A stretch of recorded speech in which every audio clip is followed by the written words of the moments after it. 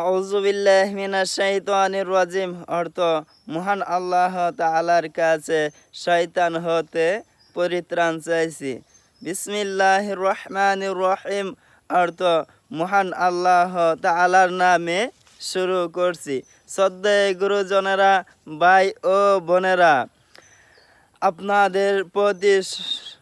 আপনাদের সকলের প্রতি ইসলামিক রীতি অনুযায়ী আসসালামু আলাইকুম রহমাতুল্লাহ। তো আপনারা সকলে কেমন আছেন? আজকে পবিত্র শুক্রবারের দিন আজকে লানে আসছি। প্রতি যুবকদেরকে আজকে কিছু কিসসা কাহিনী শোনাবো। আমরা যুবক লক্ষ্য করে দেখি যে এই আফগানিস্তানের এই রাষ্ট্রীয় শাসন কিভাবে চলছে। এই যুবক জানে যে এই আফগানিস্তানের রাষ্ট্রীয় ব্যবস্থাপনায় সারা বিশ্ব কাঁপছে।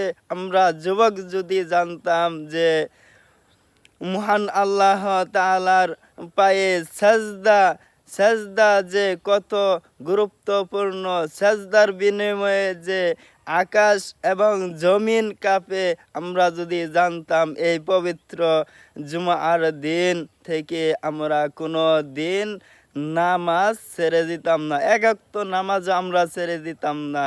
এক ওয়াক্ত আমরা প্রতি রাতে তাহাজ্জুদ নামাজও আমরা বাদ দিতাম না।